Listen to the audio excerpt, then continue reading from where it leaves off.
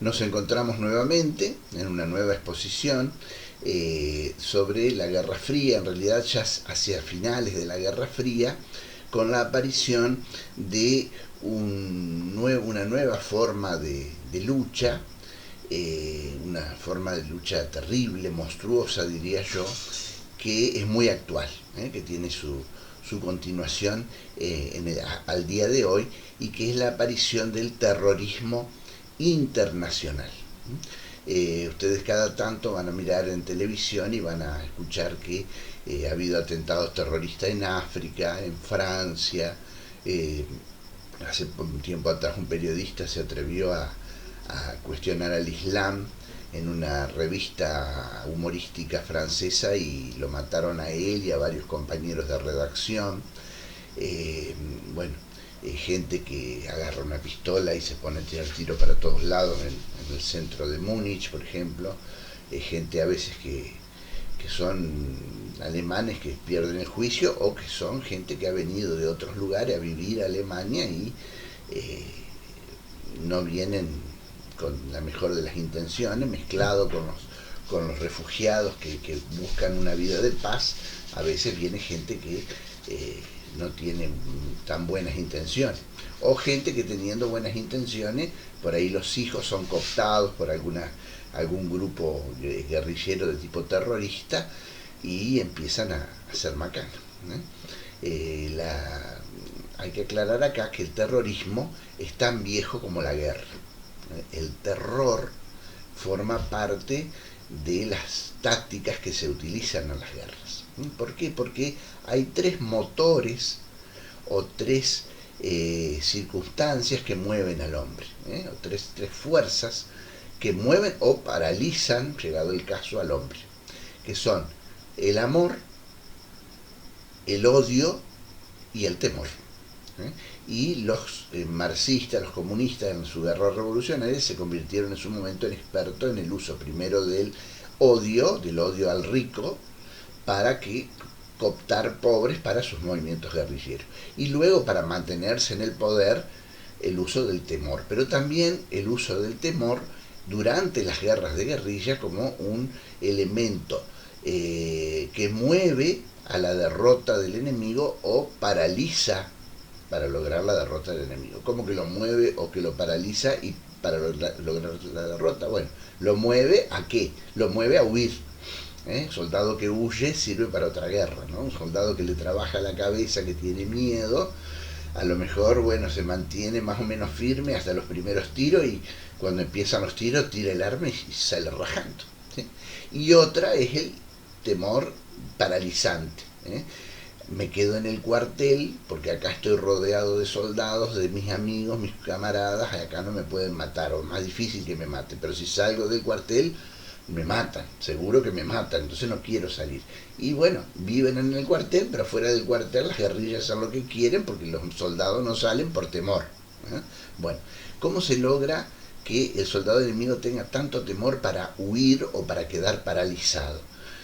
Se logra mediante el terror, el uso del terror. El terror siempre se ha usado de mayor o menor medida. Por ejemplo, los soldados de las épocas napoleónicas, las tropas de élite, usaban los colbacks, usaban los sombreros bien altos, y en los regimientos de granaderos los hombres tenían que ser altos porque disparaban granadas, tiraban granadas. Y además las granadas eran más peligrosas en aquella época para los que las usaban que para el enemigo, porque eran de muy mala calidad y muchas veces le explotaban la mano a los granaderos. Entonces el granadero tenía que ser un hombre primero muy valiente para animarse a combatir con granadas. En segundo lugar, tenía que ser alto. ¿Por qué? Porque los hombres altos tienen brazos largos, y los que tienen brazos largos tiran la granada más lejos que el enemigo, ¿sí? Y además tenían que ser altos para que el enemigo se asuste. A ver esos soldados enormes, grandes, ¿no? Que se asuste. Y encima le ponían esos sombreros altos, entonces a la distancia parecían verdaderos gigantes, los soldados enemigos. El terror se usaba mucho. En la Segunda Guerra Mundial cuentan que los australianos son descendientes de ingleses, son anglosajones, un pueblo de huesos grandes. Los anglosajones, igual que los habitantes de los países nórdicos, son gente de huesos grandes, son gente alta y de huesos grandes. Y los australianos no se quedan cortos, son como buenos anglosajones, son grandes y de huesos altos y de huesos grandes, y más altos y de huesos más grandes que los propios ingleses. ¿Por qué? En la Segunda Guerra Mundial estamos hablando. ¿Por qué eran más grandes que los propios ingleses? Porque siendo de la misma raza estaban mejor alimentados. En la década del 30 del siglo pasado, del siglo XX, hubo una gran pobreza en el mundo. Hubo en 1929 hubo un crack de la bolsa norteamericana, y desde 1929 hasta 1939 hubo en toda Europa un gran marasmo, una gran detención económica. Algunos dicen que la guerra mundial sacó de ese ciclo de pobreza a todo el mundo, porque movilizó las economías de todo el mundo, ¿no? Y hizo además que Inglaterra, potencia en decadencia, saliera a un segundo plano y pasara a primer plano la nueva potencia industrial que iba a ser Estados Unidos. Pero bueno, la cosa es que todos esos años 30 fueron de gran pobreza, y los jóvenes soldados de la Segunda Guerra Mundial casi todos eran delgados y de una estatura de entre 5 y 10 centímetros menos que la media en sus países, ¿sí? Por ejemplo, si la media española era de 1,65 m, los conscriptos españoles de las décadas del 30 tenían 1,60 m. Si la media del soldado inglés es 1,80 m, la mayoría de los soldados ingleses tenían 1,70 m, 1,72 m, bueno, 1,75 m como mucho, ¿sí? En cambio, los australianos también pasaron hambre, igual, no pasaron hambre, pasaron necesidad económica, igual que todos los habitantes del mundo, pero pasaron necesidad económica de tecnología o de ropa, no así de alimentos. ¿Por qué? Porque Australia es una nación extractiva agrícola-ganadera, igual que Argentina. Entonces, ¿qué pasaba? Los australianos pasaron estrecheces económicas, pero nunca pasaron hambre. Eso nunca se vio en Australia cuando vino ese marasmo económico, esa destrucción de la economía, ¿no?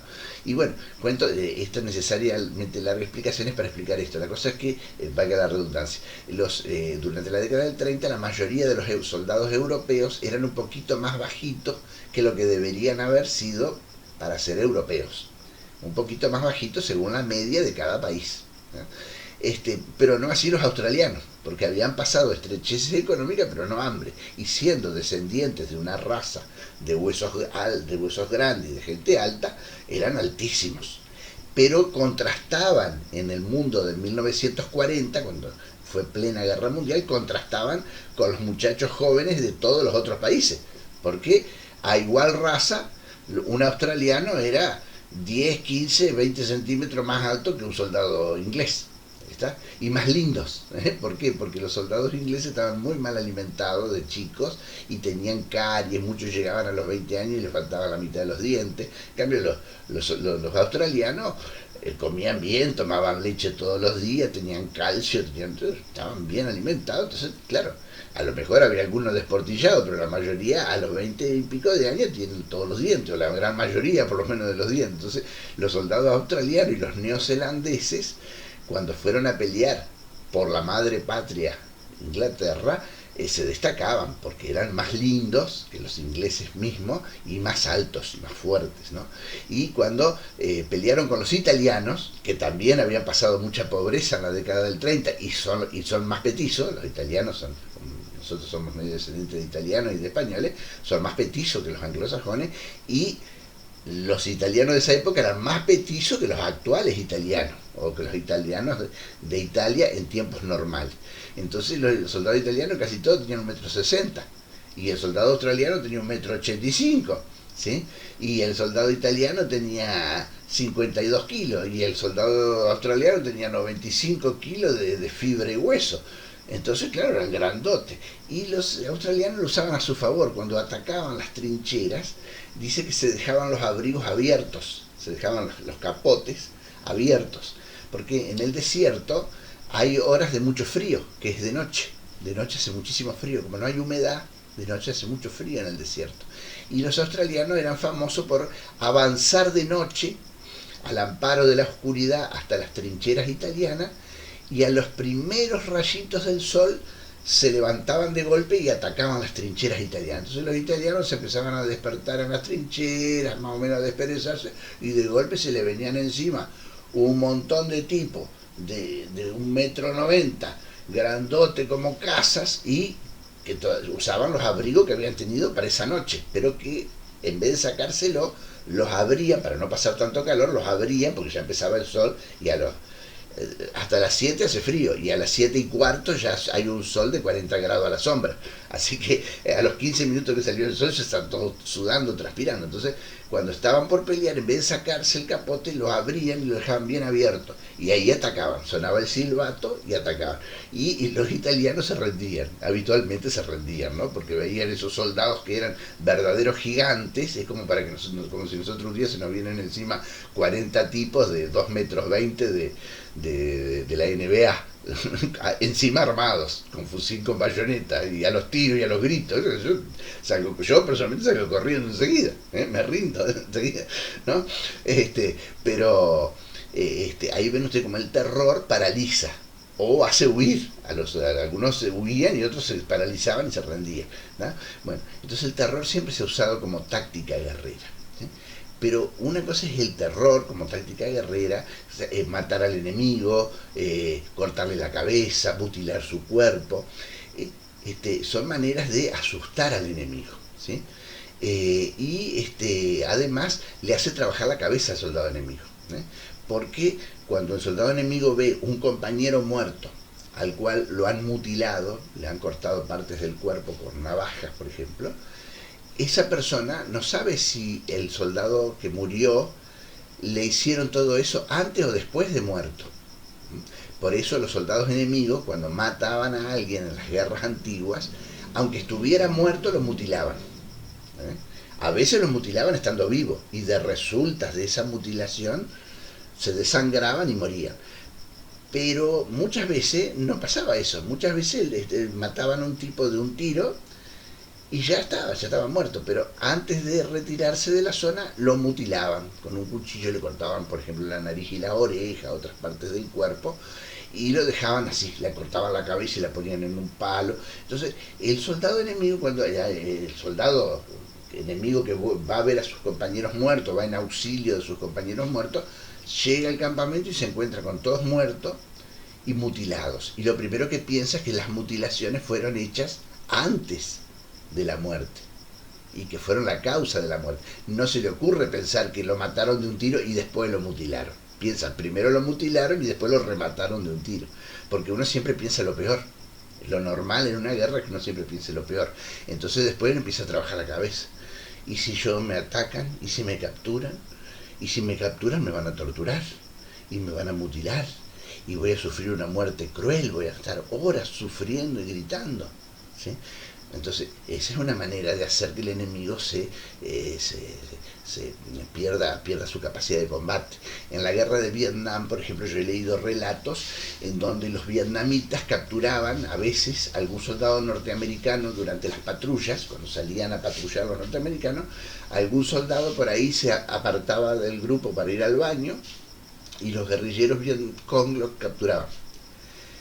Pasaba el día, lo buscaban al compañero, no lo encontraban, y bueno, ¿qué habrá pasado? Y lo ha capturado el enemigo. Bueno, llegaba la noche y los norteamericanos hacían campamentos sin prender luces, sin fumar, nada, para que el enemigo no los vieran. Comían latitas de comida fría y ahí se quedaban tapaditos con el poncho de PVC, de plástico, ahí en la llovina de Vietnam, todos quietitos al lado de los árboles, disimulándose con el pasto para que el enemigo no los vea. Hay una película que se llama Pelotón, que muestra cómo eran las noches de los campamentos norteamericanos. Todos dormían en la lluvia, en la llovizna eterna de la selva, y bueno, y estaban ahí quietitos y dejaban uno de guardia, ¿no? Bueno, ¿qué hacían los vietnamitas? A ese que lo capturaban, lo amordazaban y lo tenían todo el día amordazado. Cuando llegaba la noche, lo empezaban a torturar. Lo golpeaban, le pegaban, lo tajeaban, lo cortaban, y le sacaban la mordaza. Entonces otro decía, no me maten, y decía en inglés, no me maten, please, no, please, help me, ¿no? Entonces, los soldados norteamericanos sabían que, Johnny, lo capturaron a Johnny, uy, pobre Johnny, lo están haciendo pelota Johnny, y lo hacían durar toda la noche, lo torturaban durante toda la noche. Y cuando llegaba el amanecer, escuchaban, no, por favor, no me mate, bum, bum, bum, bum, bum, lo mataban. Y bueno, llegaba la luz del sol, bueno, ahí salían a buscar al compañero, lo encontraban muerto, mutilado, y ellos sabían que no había muerto primero y después mutilado, sabían que lo habían mutilado, torturándolo a lo largo de toda la noche.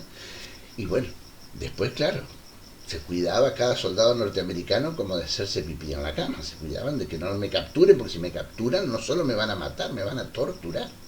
Y eso ralentizaba el avance. Si un soldado iba despacito, ahora iba hiper despacio, ¿sí? Y además la gente cuando está asustada tiende a pelotonarse, se junta por miedo. Y eso es lo peor que se puede hacer en la guerra moderna. ¿Por qué? Porque las armas modernas son muy precisas y tienen un gran volumen de fuego. O sea, donde tiran, pegan, ¿sí? A corta distancia o a mediana distancia, donde tiro, pego. En las épocas de las guerras napoleónicas, no. La bala, uno apuntaba a la iglesia y le pegaba el campanario. La bala salía para cualquier lado. Se calcula que para matar un soldado en la era napoleónica se gastaban 90 kilos de plomo. La mayoría de las balas no pegaban a nada. Ahora, en las guerras actuales, con las modernas municiones, con los rifles que tienen estriada el ánima, tienen como unas líneas helicoidales adentro para que la bala haga un giro que luego va abriendo, embarrena el aire. Cuando la bala sale del cañón del rifle, va abriendo embarrena el aire y se mantiene directa, como la flecha, que tiene plumitas para girar y abrirse como si fuera un taladro en el aire, porque el aire, cuando un proyectil avanza a gran velocidad, ejerce una presión contraria como si fuera una pared o como si fuera agua, digamos. Entonces hay que ponerle atrás esas plumitas para que gire y va haciendo como un taladro en el aire para avanzar. Bueno, la bala hace lo mismo, gira dentro del cañón en las estrías y cuando sale sigue girando y así llega a destino. Entonces hasta una distancia de 400 metros más o menos mantiene bastante la precisión. ¿Está? Y además, como las armas de ahora son semiautomáticas o incluso automáticas, cada soldado lleva una pequeña ametralladora limitada a 30 tiros. Las ametralladoras normalmente usan cintas de 150, 250 cartuchos. En cambio, el soldado común tiene un fusil de asalto, que es como una ametralladora, pero es más liviana, y en vez de tener una cinta de 150, 200 cartuchos, tiene un cargador de 30 tiros. ¿Está? Normalmente se tira en tiro a tiro, pero si estamos en combate cercano, se le suele poner en ráfaga. Y en el caso del M16, los M16 que se usaron después de la guerra de Vietnam, a fines de la guerra de Vietnam y después de la guerra de Vietnam, tenían ráfaga de 3 disparos, para que entonces no se gasten todas las balas, porque al principio de la guerra de Vietnam eran de tiro automático total, y los soldados a los 5 minutos no le quedaban más balas, tiraban y se quedaban sin balas. Bueno, volviendo al tema, después de esta necesaria explicación sobre el volumen de fuego y la precisión de las armas modernas, si yo tengo que combatir contra el enemigo, lo mejor que puede hacer el enemigo es juntarse, porque si se juntan yo disparo una ráfaga y de una sola ráfaga mato a 20. ¿Está? Por eso los soldados de las guerras modernas, a diferencia de los soldados napoleónicos que se juntaban, los soldados de las guerras modernas van dispersos, en orden abierto se llama, o en guerrilla. En orden abierto o en guerrilla, que si los soldados van medio dispersos, en varias líneas, con forma de medio intercalándose unos con otros, al tresbolillo, digamos, las filas de soldados, de modo tal que haya espacio entre unos y otros. Entonces, si uno quiere matar a todos, con una ráfaga no puede matar a toda la línea, puede matar a 2 o 3, pero no puede a los 30 soldados juntos. Ahora, cuando los soldados tienen temor, y más si son reclutas jóvenes y mal entrenados, tienden a juntarse para darse apoyo psicológico. Y entonces, claro, basta con que venga un guerrillero y lo sorprenda de cerca y dispare un cargador para que mate 20 tipos juntos de una sola ráfaga. ¿Tá? Bueno, entonces el terror siempre se ha usado en las guerras, porque da rédito, da una gran utilidad. Lo que apareció a hacia los 70, mediados de los 70, y después siguió hasta los 80, hasta la caída del muro de Berlín, y después sigue hasta hoy, es el terrorismo no como táctica, sino como moneda de cambio. ¿Qué quiere decir esto de moneda de cambio? Los terroristas ya no usaban el terror para asustar al enemigo y paralizarlo. Usaban el terror para chantajear al enemigo. ¿Cómo es eso de chantajear? Claro, yo voy, capturo un avión y digo, si no sueltan a tales o cuales amigos míos que están presos en tal cárcel, yo cada media hora voy a matar un rehén. Pasa media hora, mato uno. Pasa media hora, mato otro. Y así. ¿Está? Entonces, si no lo sueltan, yo voy a matar a todos. ¿Está? Y también el terror en sí. El terror sí. O como moneda de cambio. Así, bueno, si no me liberan a tal, voy a empezar a destruir aviones. Y destruyo un avión y mato toda la tripulación y la gente de ese avión. En 2 días más, si no sueltan a mis amigos, voy a derribar otro avión. No los liberaron, derribo otro avión. En 2 días más, otro avión. Y así. Entonces lo quieren usar como moneda de cambio. Esa es la diferencia con el terrorismo internacional. Ya no es una táctica para amedrentar al enemigo solamente, eso siempre existió, existe y seguirá existiendo, sino como moneda de cambio, como modo de chantajear al enemigo para obtener sus fines políticos. ¿Está? Y en esa época se hicieron famosos 2 armas que son soviéticas. ¿Por qué? Porque los soviéticos estaban en plena decadencia. Me remito a otro video sobre la caída de la Unión Soviética. Pero los últimos manotazos de ahogado que dio la Unión Soviética fue repartir alegremente dinero y sobre todo armas que le sobraban más que nada armas a los soviéticos, a cualquier loquito suelto, cualquier grupúsculo guerrillero de lo que fuese, le daban armas, aunque no fuera por el comunismo. Porque ellos tienen este dicho, cuanto peor, mejor. Cuanto más daño haga a los occidentales, mejor. Aunque a nosotros no nos beneficie en forma directa, el enemigo de mis enemigos es mi amigo. Entonces, si sos enemigo de los yanquis, sí, pero mirá que no es por ideología, yo no los quiero los yanquis por ideas religiosas o raciales, no importa, vos sos enemigo de los yanquis, yo también soy enemigo de los yanquis, listo. El enemigo de mi enemigo es mi amigo, por el motivo que fuese. Y nos sobran armas, tomen muchachos, sírvanse, pasen y sírvanse. ¿Sí? Y así empezar. Y después patrullas perdidas del comunismo, que ya había desaparecido el comunismo en casi todo el mundo y seguía habiendo algunos idealistas.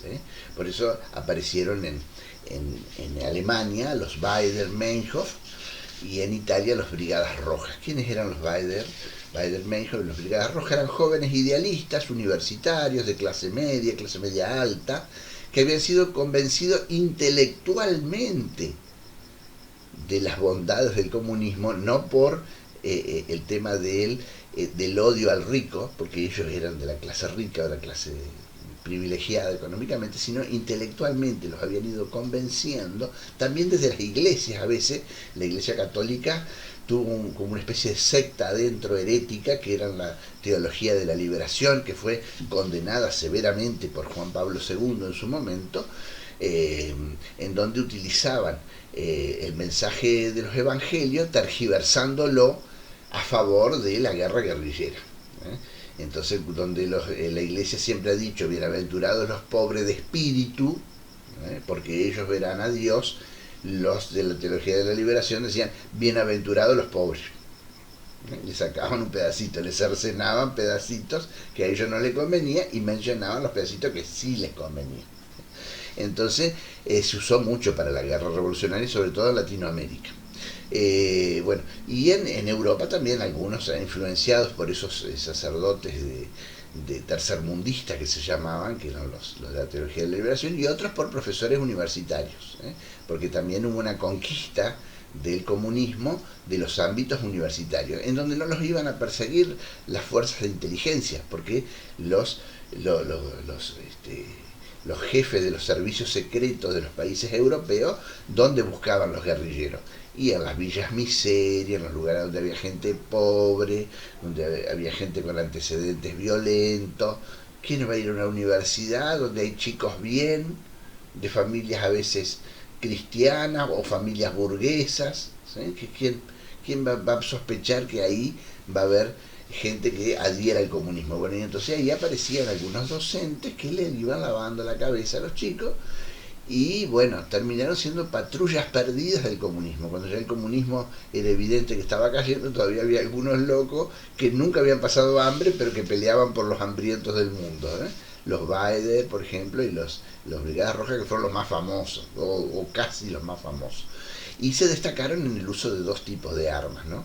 Que son famosas: el Strela, el fusil, el lanzacohetes antiaéreo Strela, y la pistola ametralladora checoslovaca BZ-61. Hay como armas que son de cada época de la Guerra Fría, ¿no? Para el principio de la Guerra Fría, el subfusil, la pistola ametralladora soviética PPSH-41. Para la mitad de la Guerra Fría, la guerra por excelencia, la guerra de Vietnam, es el AK-47, ¿sí? El arma por excelencia del soldado soviético. Y para las patrullas perdidas del terrorismo internacional, los misiles antiaéreos y las pequeñas metralletas BZ-61, que originalmente eran con pistolas ametralladoras de la Segunda Guerra Mundial, pero en miniatura. Las hizo el ejército checoslovaco para los tanquistas, para los tripulantes de los tanques. El soldado de los tanques, su arma principal es el tanque en sí, con un cañón y dos ametralladoras. Pero si el tanque se rompe, tienen capacidad para combatir como infantería. Eso lo pueden ver en la película Corazones de Acero con Brad Pitt, en donde unos soldados norteamericanos en un tanque pelean con un montón de soldados alemanes. Y cuando se le acaban las granadas del cañón y las cintas de bala de ametralladora, toman armas pequeñas y con esas armas pequeñas, pistolas, revólveres, metralletas y granadas de mano, siguen peleando un rato más. No mucho, pero un rato más contra los alemanes. Una película muy interesante. Históricamente hay una gran recreación de lo que fue el final de la Segunda Guerra Mundial. No es exacta como ninguna película, ¿no? La película de la guerra es otra cosa, pero no está en una guerra, pero uno lee, ¿no es cierto? Y se da cuenta que las películas, bueno, son más fantasías, pero hay fantasías que son más realistas que otras. Y una, según dicen todos los expertos, y en mi humilde opinión, es esa, Corazones de Acero. Bueno, y usan metralletas como arma última, como último recurso si tienen que pelear como infantería. Y el ejército checoslovaco inventó una metralleta, la BZ-61, que es chiquitita, bien chiquitita, y usa balas de pistola de pequeño calibre, 7,65 Browning. ¿Por qué? Porque la pistola reglamentaria del ejército checo en esa época era el 7,65 Browning. Después se pasaron al 9 milímetros Makarov soviético, pero al principio usaban el 7,65 Browning. Entonces, ¿qué hacían? Le daban al soldado dos armas, al tanquista dos armas, la metralleta y la pistola, y las dos del mismo calibre, con una bala pequeña que es liviana, de poco retroceso, poco peso sobre el cuerpo, y en definitiva, si bien es una bala menos mortífera que una 9 milímetros Parabellum, o de un 9 milímetros Makarov, que sería algo así como un 9 milímetros corto con esteroides. Acá en Occidente conocemos dos 9 milímetros. El 9 milímetros corto, 9 por 17 creo que es, milímetros de vaina, 9 de calibre y 17 de vaina, y el 9 por 19, que es 9 milímetros de diámetro por 19 de vaina, que tiene un poquito más de pólvora. Y los 9 por 16, 9 por 16 el 9 corto, y 9 por 19 el 9 Parabellum, para la guerra quiere decir en latín, Parabellum, para, Bellium, Bellium, guerra, Bellum, guerra. Si bien es en alemán, pero es la traducción, digamos, la utilización de una palabra latina. No se olviden que las lenguas europeas todas tienen su raíz en el latín. Parabellum, para la guerra. Nuestro ejército y policía usan 9 milímetros Parabellum, pero hay otro calibre más para uso civil, que es el 9 por 16, que es 9 milímetros corto, y el 9 Makarov es 9 por 17, está a mitad de camino, es como un 9 corto, pero un poquito más potente que el 9 Parabellum, pero menos que el 9 Parabellum. Bueno, ese es el que usan, hasta ahora usan más en muchos países de la Europa del Este. Pero antes de difundirse el 9 Makarov, el ejército checo usaba el 7,65 Browning, que es un calibre de menor potencia. Y es muy útil para gente que está encerrada, porque las armas que disparan ese calibre son chiquitas, no tienen que soportar mucha presión, así que son livianas, de poco material, de poco peso, las balas son de poco peso, el estampido adentro de un tanque no se siente tan fuerte como un Parabellum, y con el mismo calibre tenían una pistola y una metralleta, pero terminaron más que usándola el ejército checo para sus guerras, que al final nunca hubo guerra, porque la Guerra Fría siguió siendo fría, no hubo guerra con tanques en la Guerra Fría.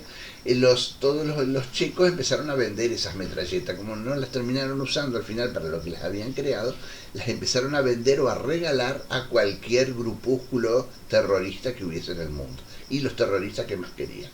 Pistolitas chiquititas, metralletas chiquititas, pero con gran volumen de fuego, mortíferas. Y el Strela fue un misil que en su momento fue interesante, pero al poco tiempo quedó obsoleto.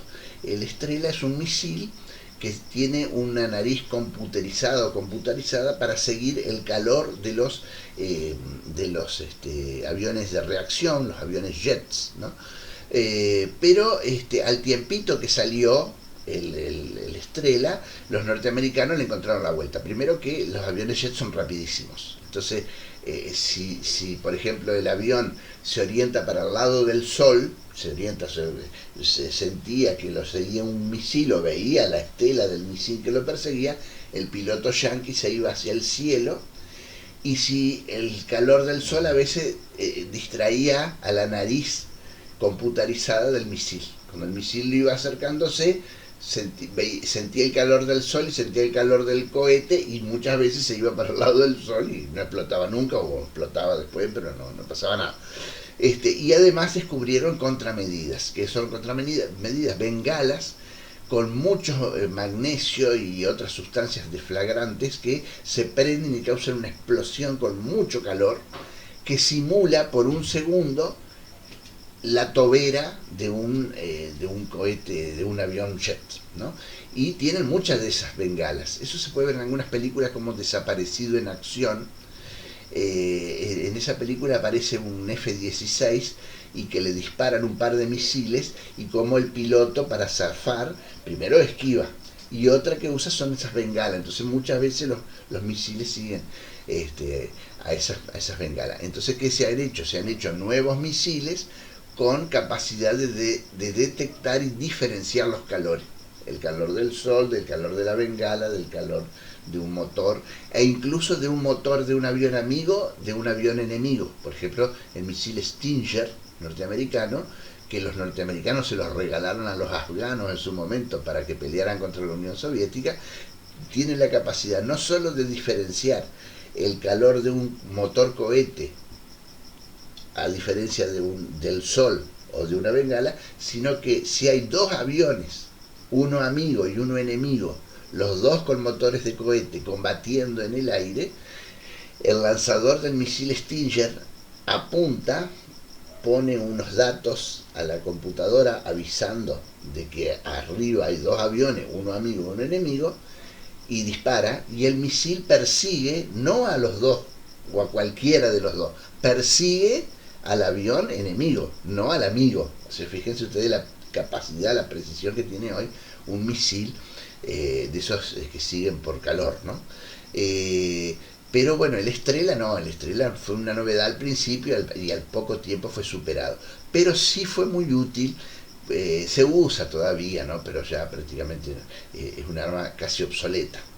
Pero sí fue muy útil para los guerrilleros. ¿Por qué? Porque los terroristas, perdón, porque los terroristas no lo usaban contra aviones de combate, y mucho menos contra aviones con contramedidas como bengalas, sino que lo usaban contra aviones de pasajeros. Empezaron a destruir aviones de pasajeros que son más lentos. Entonces a los Boeing 700, creo que se llamaban, los volaban, los bajaban como palomas de pechito. ¿Está?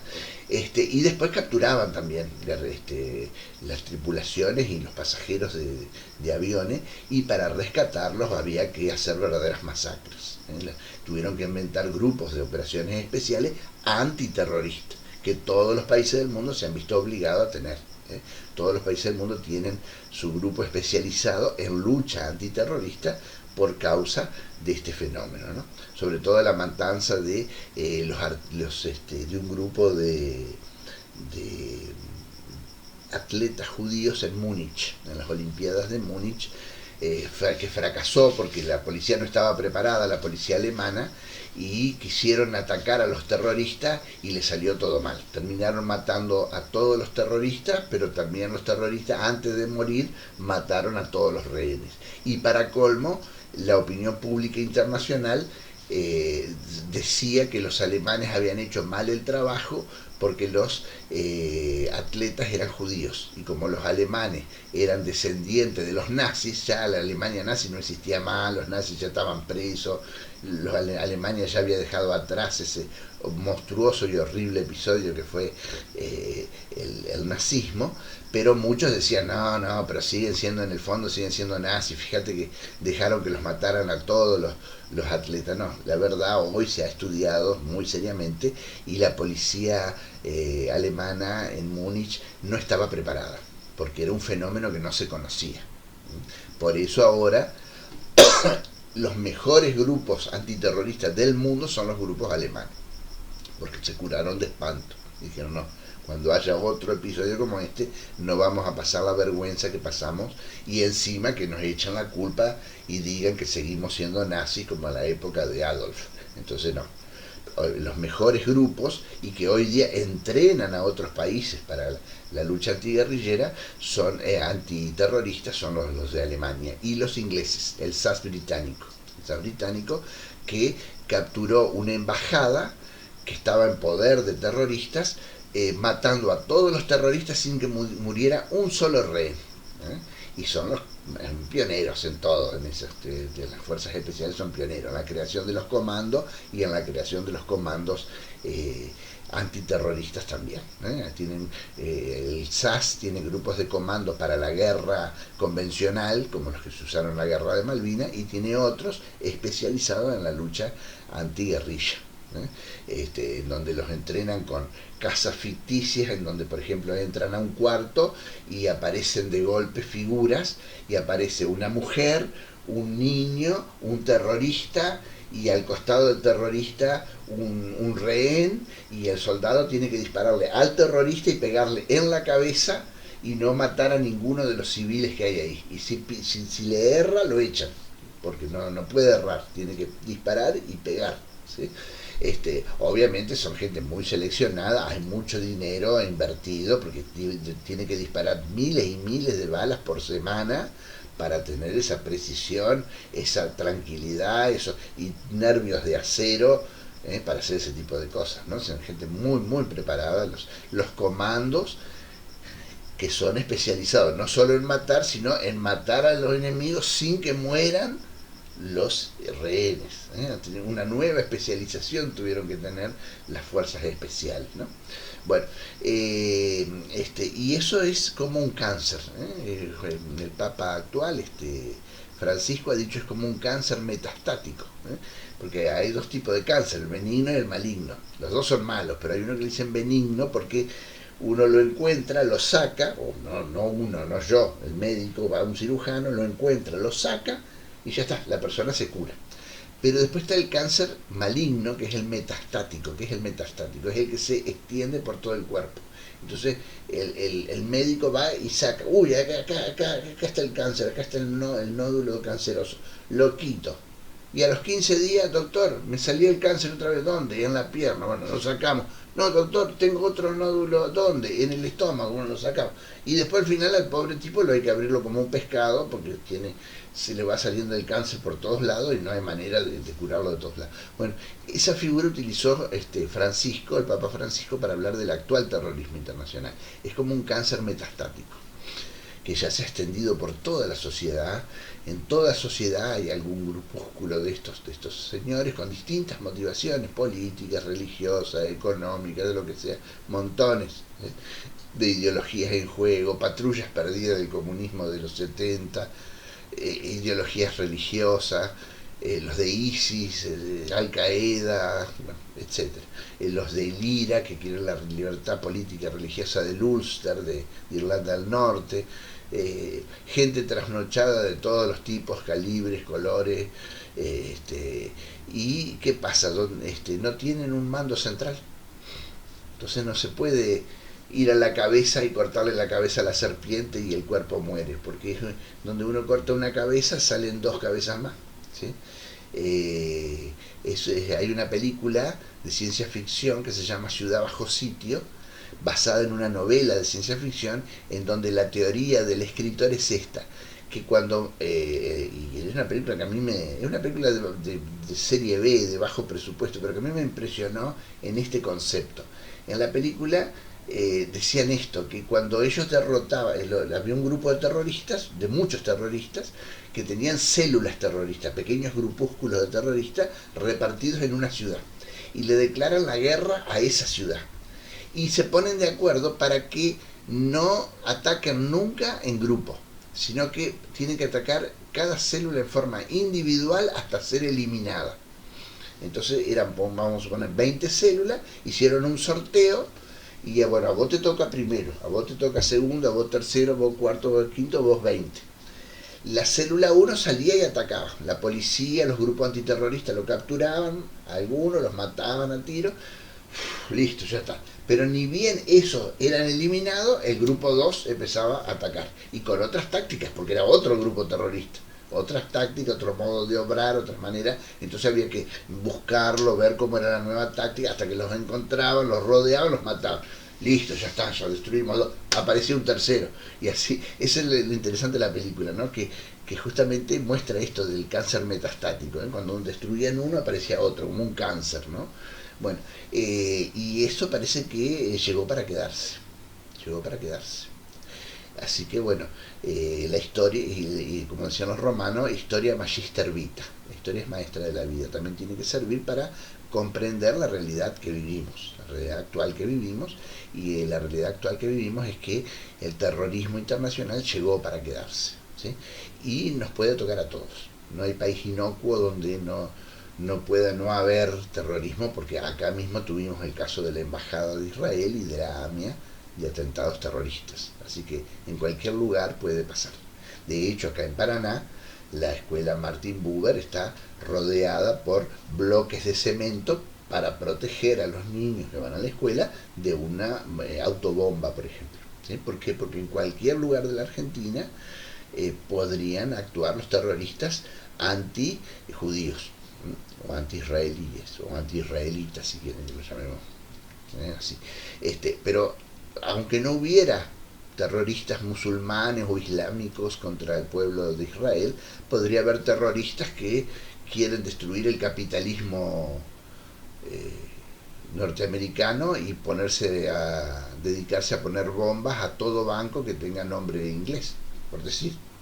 O terroristas que estén en contra de, no sé, de tantas cosas, de los programas de televisión musical de MTV, porque dicen que son, no sé, factor de colonización yanqui en Latinoamérica, y se dediquen a matar artistas de rock. O sea, el terrorismo ya no utiliza el terror como táctica, es un medio directo de acción. No es una táctica que, bueno, me hace ganar algún puntito en la guerra, no, es una manera directa de actuar. Es su moneda de cambio, su carta de presentación, el terrorismo. Y cuanto más terror genero, mejor todavía. No digo que yo piense que es mejor, digo para estos loquitos, estas personas, estas cosas, ¿no? Y llegó para quedarse. Y no, por eso es el motivo de esta clase, porque pienso que no deberían pasar de la escuela secundaria sin tener por lo menos una idea de lo que es el terrorismo internacional, y un llamamiento a que investiguen también un poco más para que estén alerta, porque eso es un cáncer metastático que nos amenaza a todos en cualquier momento. Bueno, gracias por su presencia, gracias por su paciencia y será hasta alguna nueva transmisión, alguna nueva clase. Gracias, hasta luego.